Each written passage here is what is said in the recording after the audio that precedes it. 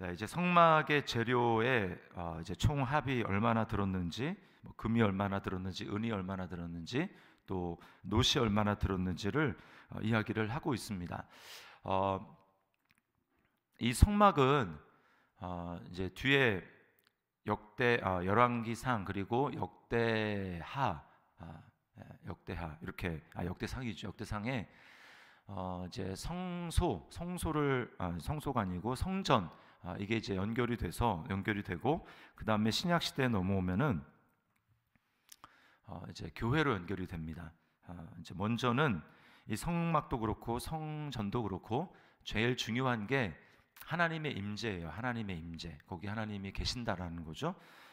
그게 이제 성전과 성막의 핵심인데, 신약 시대에 넘어와서 하나님의 임재는 예수님에게 온전히 나타났고, 그리고 예수님이 승천한 이후에는 이 땅에서 성령을 받은, 예수의 영을 받은 교회 공동체, 교회에게 이게 이루어졌습니다. 그래서 지금 우리가 적용해 봤을 때 이것이 우리에게 어떤 의미가 있나, 교회를 이루는데 어떤 것이 필요한가라고 하는 것으로 우리에게 좀 적용을 해볼 수가 있습니다.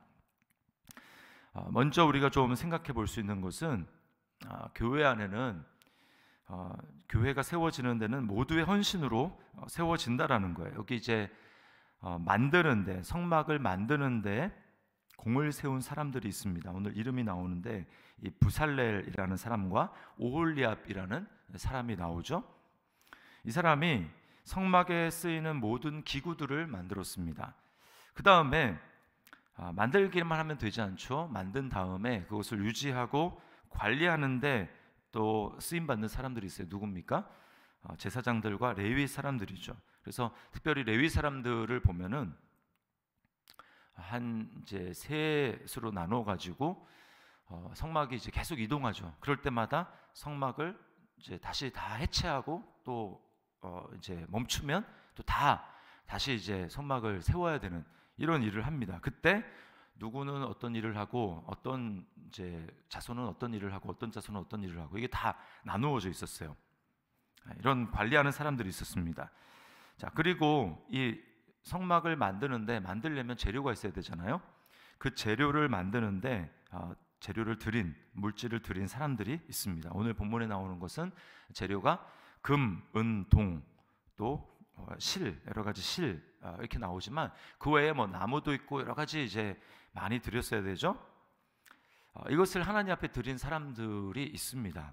우리가 특세하느라고 이제 그 부분은 건너뛰었는데, 족장들도 자기가 조금 이제 재력이 여유가 있는 사람들은 하나님 앞에 더 많이 드렸어요.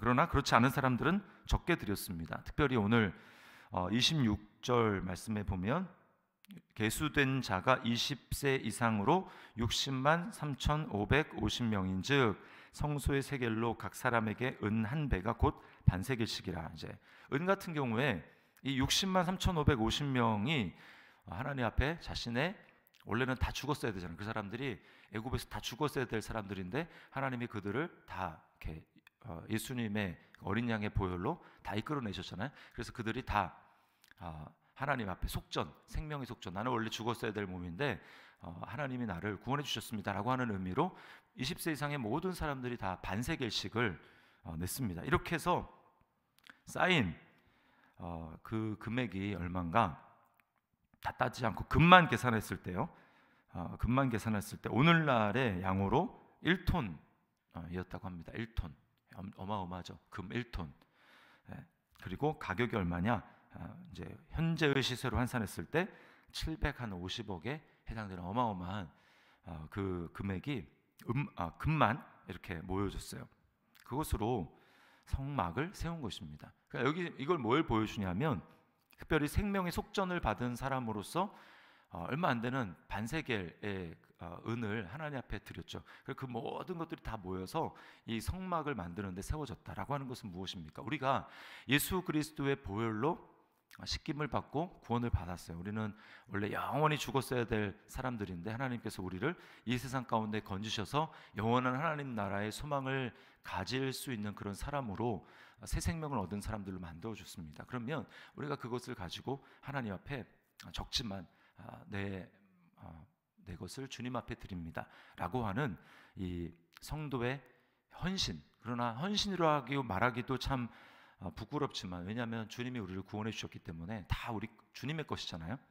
값으로 산 것이 되었으니 라고 말씀을 하고 있는데, 우리는 우리 것이라고 내세울 만한 게 없습니다. 다 주님이 주신 거죠. 이스라엘 백성들도 마찬가지입니다. 원래 아무것도 가진 것이 없는데 이렇게 나올 때에 하나님께서 애굽 사람들에게 이렇게 너희가 구하면 내가 그들의 마음을 감동해서 너희가 쓸 것을 뭐 금이든 뭐 보석이든 뭐든 하나님이 이제 다 이렇게 줄 것이라고 해서 다 그들을 통해 가지고 다 얻어 가지고 나온 것입니다.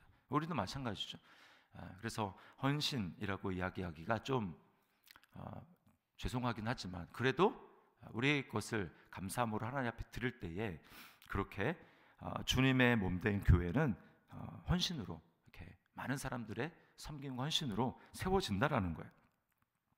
자, 그다음에 또 하나는 뭐냐면 자원함이라는 것입니다. 자원함. 우리가 이제 건너뛰어서 온 그 본문에 특별히 이제 출애굽기 35장 21절에 보면은 마음이 감동된 모든 자와 자원하는 모든 자가 여호와께 드렸으니, 이렇게 말씀을 하고 있어요. 그러니까 누가 하나님 앞에 드려서 이렇게 이 많은 물건들이 쌓였고 이것이 성막을 세우는데 쓰였느냐? 마음이 감동된 사람, 자원하는 사람이라는 거죠. 이것은 신약의 원리도 똑같습니다.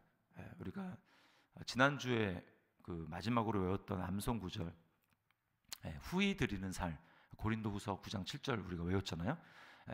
각각 그 마음에 정한 대로 할 것이요 인색함으로나 억지로 하지 말지니 하나님은 즐겨내는 자를, 그 말은 자원함으로 하는 자를 사랑하신다라고 하는 것입니다. 하나님은 거지가 아니고 하나님은 사람이 없어서도 아닙니다.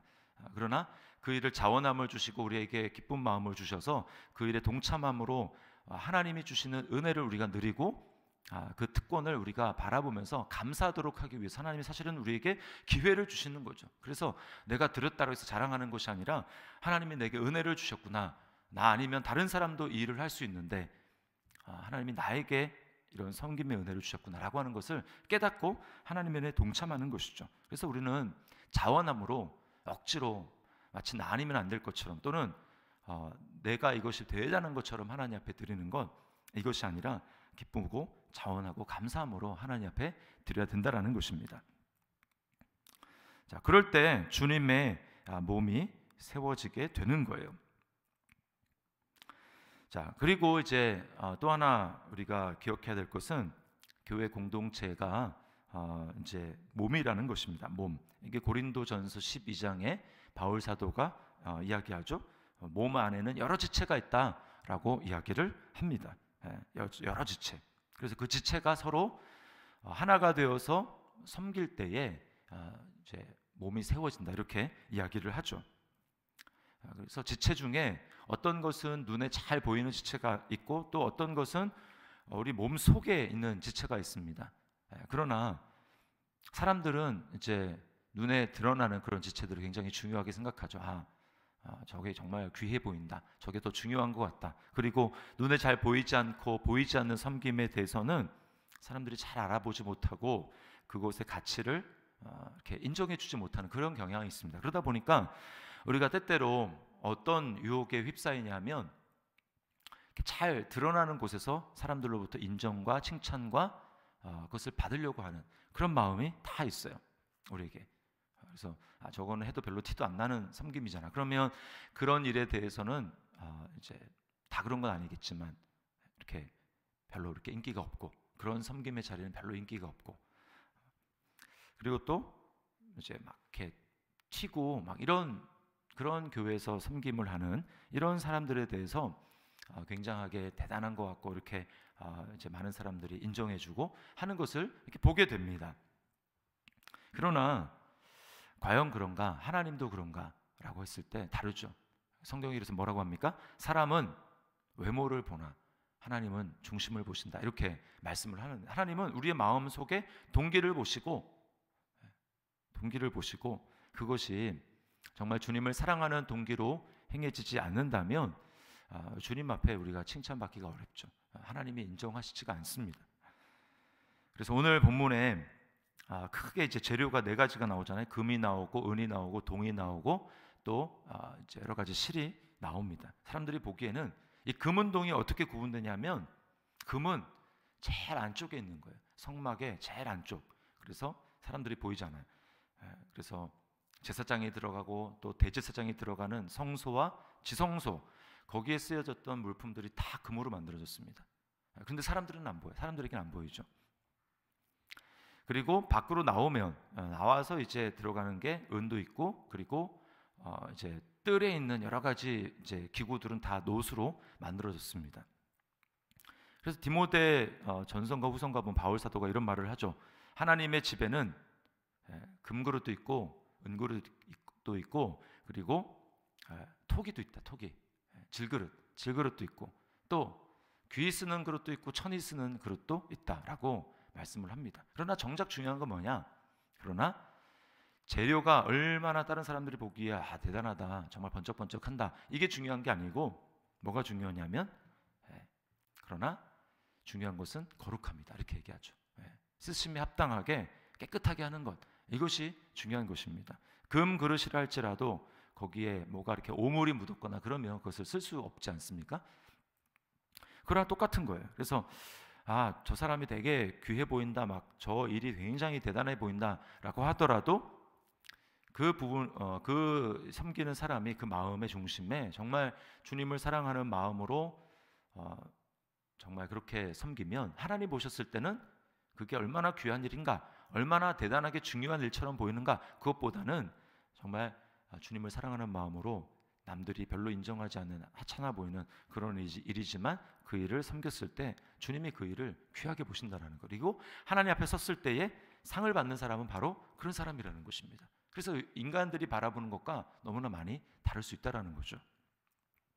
그래서 제가 어제 기도회 때도 잠깐 말씀을 드렸지만 우리 주님이 마지막 날에 우리의 공력을 심판하실 때에 공력이 불 가운데서 다 드러나게 될 때, 그때 불타지 않는 하나님 앞에서 공력이라는 게 내가 주님을 위해서 한 일이잖아요.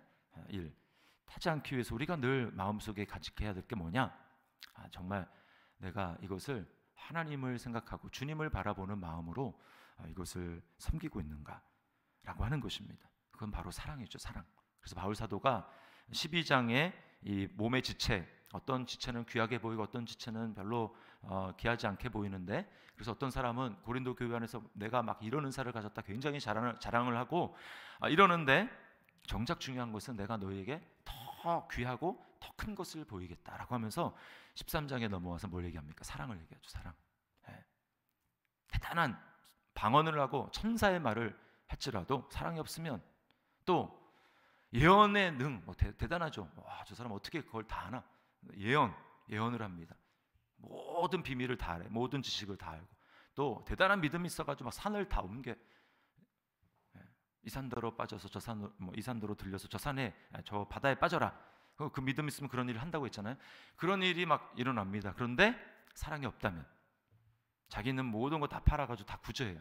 다른 사람 보면 와 대단하다 하는데 그것도 자기의 어떤 공명심과 이기심으로 충분할 수 있죠. 근데 그 안에 정말 진정한 사랑이 없다면 뭐라고 합니까? 아무것도 아니고 소리나는 구리와 울리는 꽹과리가 되고 아무런 유익이 없다. 결국 주님 앞에 기억되고 남는 것은 주님을 사랑하는 그 마음으로, 또 영혼들을 사랑하는 마음으로 섬기는 그 마음이라는 거죠. 그것을 주님이 귀하게 보신다라는 거예요. 우리는 그런 사랑을 받았습니다. 우리가 내가 그걸 어떻게 라고 하는 게 아니라, 우리는 아까도 말씀드렸지만 이스라엘 백성들이 그 마음에 자원함이 있고 감동함이 있는 그 이유는 그들이 구원받은 백성이기 때문에 하나님이 나를 위해서 하신 일을 생각했을 때 우리가 기쁨으로 할 수 있는 것이죠. 예수님이 나를 위해서 베풀어 주신 은혜를 우리가 기억하고 내가 어떤 은혜를 받았나, 내가 어떤 사랑을 하나님으로부터 받았나 라고 하는 것을 기억하게 될 때 우리는 기쁨과 자원함으로 우리 자신을 하나님 앞에 드릴 수가 있는 것입니다. 오늘 이 말씀을 기억하면서 은혜로 구원받은 우리가 주님의 몸된 교회를 또 은혜로 자원함으로 또 모든 것을 귀하게 여기는 그 시각으로 우리가 섬기며 나아갈 수 있는 그런 하나님의 은혜가 넘치는 우리의 삶이 될 수 있기를 주님의 이름으로 축원합니다. 기도하겠습니다. 하나님 아버지 감사합니다. 오늘 말씀을 통하여서 우리가 어떠한 은혜를 받았는지 다시 한번 기억합니다. 아무런 소망이 없이 살아가던 우리에게 주님 보이지 않는 영원한 하나님 나라를 보게 하여 주시고 주님 예수님을 믿는 믿음으로 살아갈 수 있도록 은혜를 베풀어 주신 것을 감사합니다. 오늘 성막을 이제 다 지은 다음에 개수하는 그 모습을 보면서 주님의 몸된 교회가 어떻게 세워질지 다시 한번 깨닫게 됩니다. 아버지, 값없이 구원하여 주신 주님의 은혜를 기억하며 감사함으로 또 자원함으로 주님 앞에 섬기며 나아갈 수 있도록 인도하여 주시고, 주님 서로 비교하고 자랑하는 것이 아니라 하나님이 주신 것을 귀하게 여기며 주님 정말 있는 곳에서 묵묵하게 주님을 사랑하며 또 영혼을 사랑하는 그 마음을 가지고 주님 보여지지 않더라도 남이 알아주지 않더라도 주님을 기억하며 섬기며 나아갈 수 있도록 주님이 은혜를 베풀어 주시옵소서. 그래서 우리 더시티 사랑의 교회가 아름답게 하나님이 보시기에 세워지는 주님의 몸된 교회 될 수 있도록 인도하여 주시옵소서. 주님 오늘도 우리와 함께 하시고 우리가 주님의 이름을 부르며 나아갈 때 누구든지 주의 이름을 부르는 자는 구원을 받으리라 라고 말씀하신 대로 하나님 우리 삶 가운데 놀라운 하나님의 역사를 경험하는 그러한 복된 시간 될 수 있도록 인도하여 주시옵소서. 주께 모든 영광 올려드리며 감사드리며 예수님의 이름으로 기도드리옵나이다. 아멘.